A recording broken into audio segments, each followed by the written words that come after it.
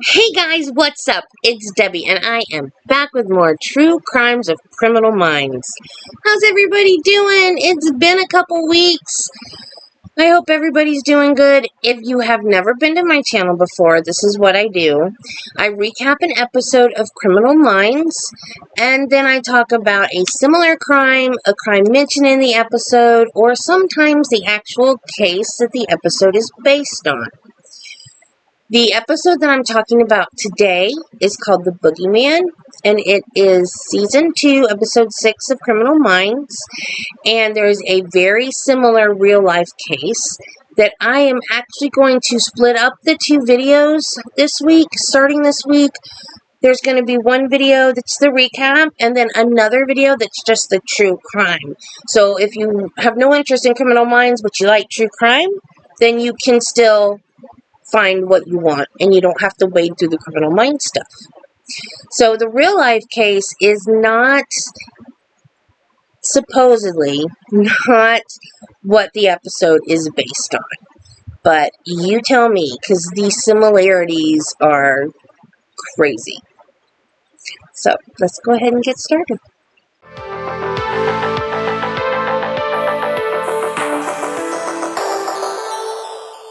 The Boogeyman, Season 1, Episode 6.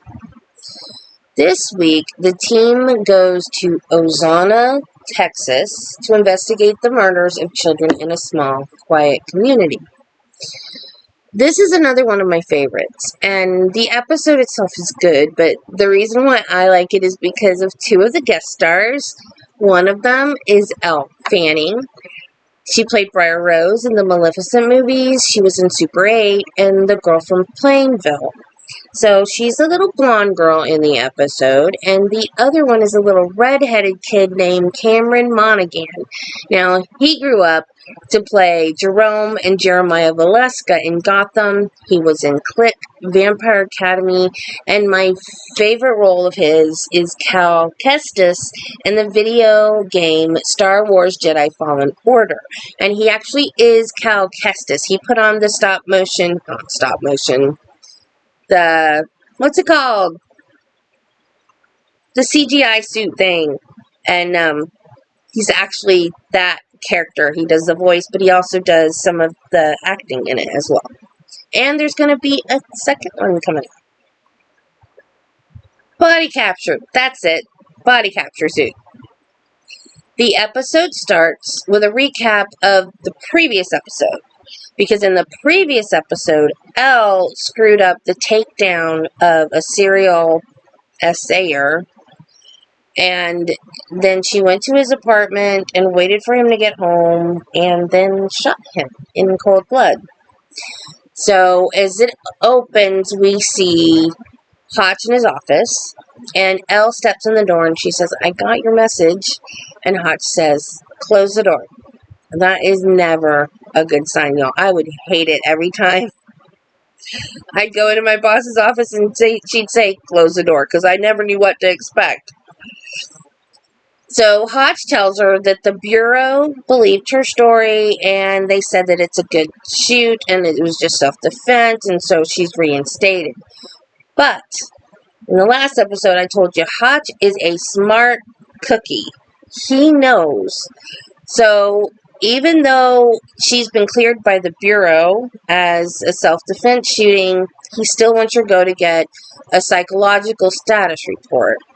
And Elle is so not happy about it. So this episode has an A story and a B story, and I'm going to try to remember as I switch between the two to tell you what, because you've got Hotch dealing with the Elle situation over here, and then you have Gideon and the team in Texas trying to find who is killing these little kids. So next, now we're back in Texas, we're back in the A story. We see some kids on a playground, and it's, I think, 3 little boys, an older boy that looks like he might be a teenager or just a teenager, and then a little blonde girl.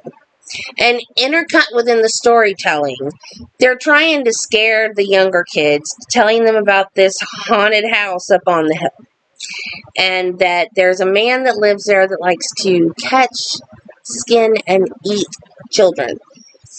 So, intercut with the scary story that they're telling the younger kids, we see a little boy running through the woods, and he has a red baseball cap on. So, back at Quantico, JJ is briefing the team about the little boy that was killed by blunt force trauma to the head. The second boy to die the same way in the last 2 months. Hotch is told that, now we're back to the B story. Hotch is told that Elle did not show up for her appointment, and 3 messages were left with no return call. So Hotch and Gideon have a conversation about Elle, and Gideon says, "You go find Elle, I'll go to Texas." So Hotch goes and he sits outside her apartment and watches as she comes out and puts bags in the car. And so then he calls her phone and she doesn't even answer it. She just takes it and tosses it in the garbage can. I cannot imagine just throwing his cell phone away. On the jet, on the way to Texas, so A story, JJ receives a call that they found another body, an 11-year-old girl this time. Gideon sends Reed and Morgan to the new crime scene, and he plans to go to the scene of Nicholas Faye's death. Gideon surmises that the victims knew their killer, because otherwise they wouldn't have gone so far into the woods. They would have seen that there was a struggle, so they weren't snatched up. At the girls' crime scene, just a quarter of a mile from the other crime scene, the ME says that there's evidence that she was beaten post-mortem. So that's a lot of rage to keep beating somebody after they're already dead. The team has a meeting with the parents in town, led by the school guidance counselor, to talk about safety measures and what is being done to catch the insub. While that meeting is going on, JJ and Morgan are in the auditorium with the kids, teaching them the buddy system. Back in the parents' meeting, Mrs. Faye asked if they found the red hat that she put on him that day, and they tell her, unfortunately, no. The guidance counselor explains that there is a 9 o'clock curfew until the person is caught. Some of the kids from the beginning are now in front of the haunted house. So it's the older boy, a little bit younger boy that was telling the story, and then a younger boy. And it's like some kind of rite of passage or hazing or whatever, or a dare, that the kids go to this house and ring the bell, and if no answer, to just go inside. Well, when he went up on the steps, the other 2 boys, they booked it out of there. So when that happened, apparently there was some tree branch that brushed against the house or fell or something, and it spooked him, and he ran off and hid, and there he stayed. While the team is giving the profile at the police station, a pregnant woman with a little boy in tow tells them that her son Matthew never came home from school.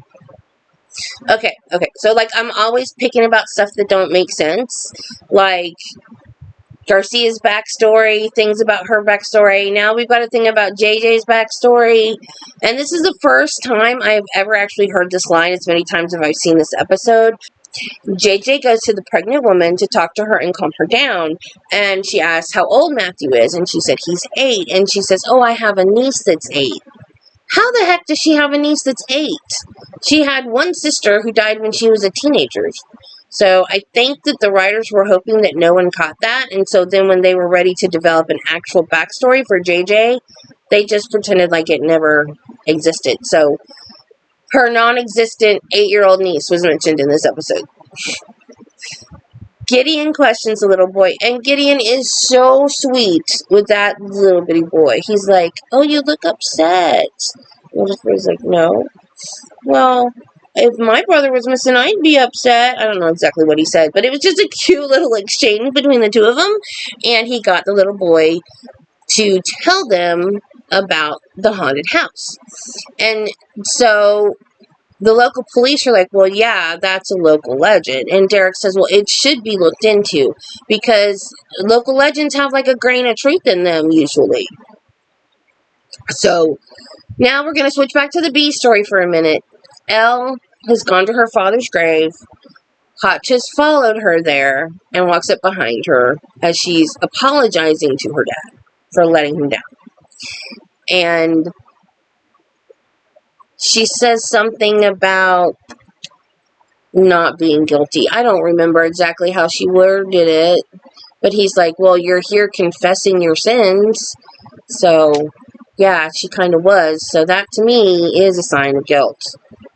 So, now the whole team is at the Finnegan house, the haunted house on the hill. And there's no power, and there's no sign of Mr. Finnegan.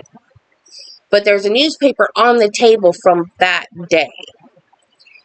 Reed and Gideon find Matthew hiding outside. Now, my favorite scene in the episode is next. And I tried to record it for you guys, but the sound was absolutely horrible. So if you're interested, it's on YouTube and you can look it up. But it's a fun little Garcia-Reed interaction. And Reed's afraid of the dark. And there's no power in that house. And he's in there in the dark. And he's on the phone with Garcia. And she is messing with him so bad. And she says, oh, you're having creepy fun. I wish I was there. And he hangs up and turns around. And Derek's right there. And he smashes right into him and screams like a little girl. It is so funny. They notice that Mr. Finnegan has an extensive gun collection and that he's a hunter. But the victims weren't shot. So they continue to search, and then they find some of the kids' belongings in the house. One of the deputies goes to tell the search party that the boy's been found, and they can all knock it off and go home. And about a minute later, no, not even a minute later, you know, like, I call them bear traps. The traps that are like this, and something stamps on the plate, and then it goes. So they're searching the ground with sticks. I don't know. Is that something normal in a search and rescue thing that they take sticks? I don't know. But they're searching the ground with sticks, and the stick hits one and it clamps shut. And that causes them to notice that there is a body under the leaves. That is Mr. Finnegan.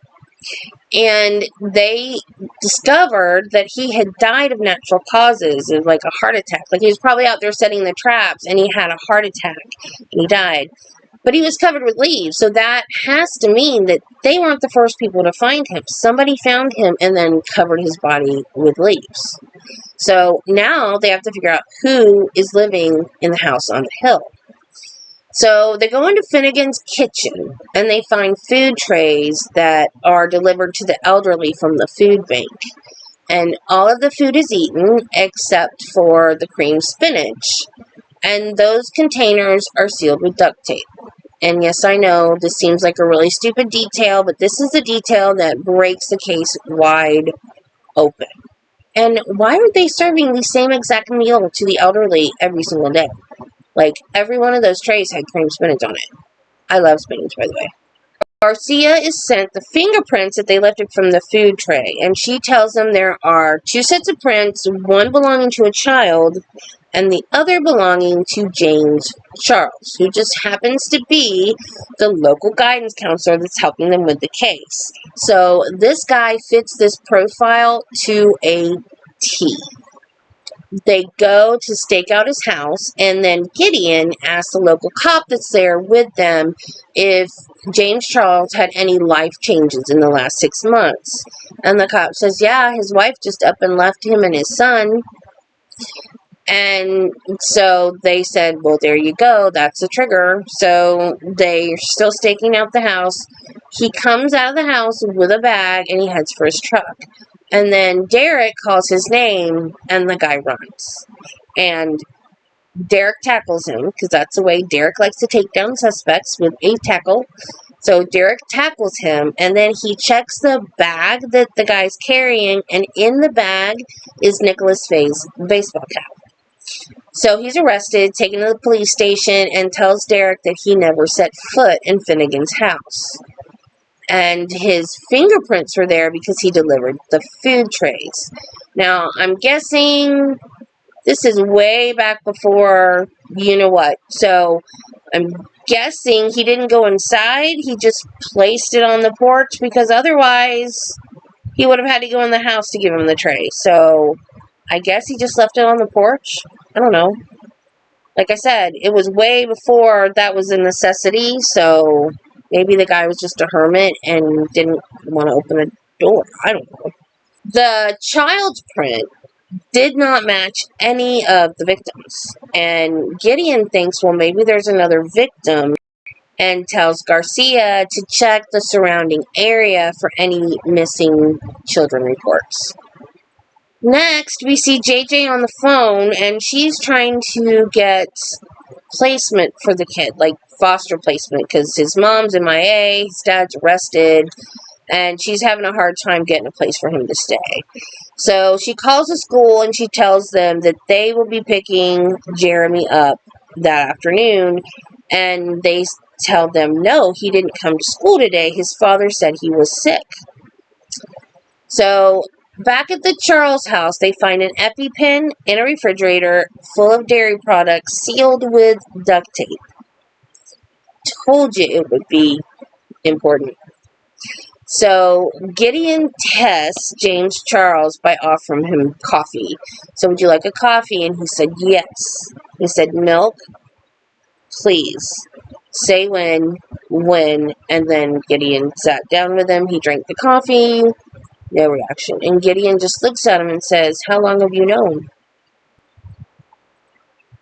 And James Charles then tells Gideon that morning he found Nicholas Fay's baseball cap in his son's drawer.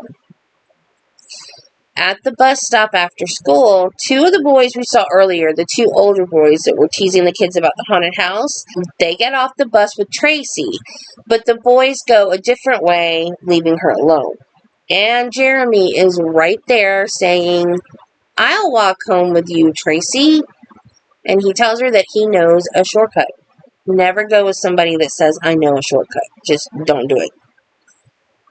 When Tracy complains that her book bag is heavy and her legs are tired, Jeremy rips her book bag off her shoulder and slings it, and then he pushes her down to the ground, and then he takes his baseball bat and he tries to hit her, and she kicks up with her foot and gets him in the back of the knee so that his knee buckles, and then she gets up and she runs. So the team, now they know that Tracy's missing, and they're trying to decide where would kids go after school when there's not a sport season in session for them to go to. And they said, well, the park. So they go to the park and they find Tracy Bell's backpack and Jeremy's baseball glove. Then they hear Tracy's screams, and they run and find her and save her from Jeremy, and he's arrested. And when Gideon asks him why he hurt those kids, he said, because I wanted to. Back to the B story, and this is the end of the episode, and Elle is putting her badge and gun on Hotch's desk. And she says that if she had to do it over again, she would do the same thing, and her resignation is not an admission of guilt.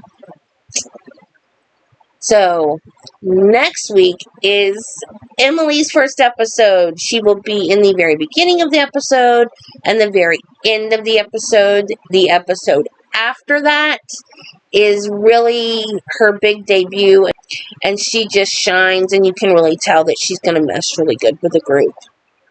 So that's it for Criminal Minds Season 2, Episode 6, The Boogeyman. And if you want to find out the real true crime that I think the episode is based on, check out my next video.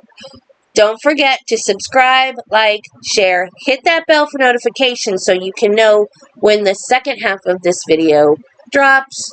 And remember, be kind to people, love your family, and I'll see you next time. Bye! Don't forget to subscribe!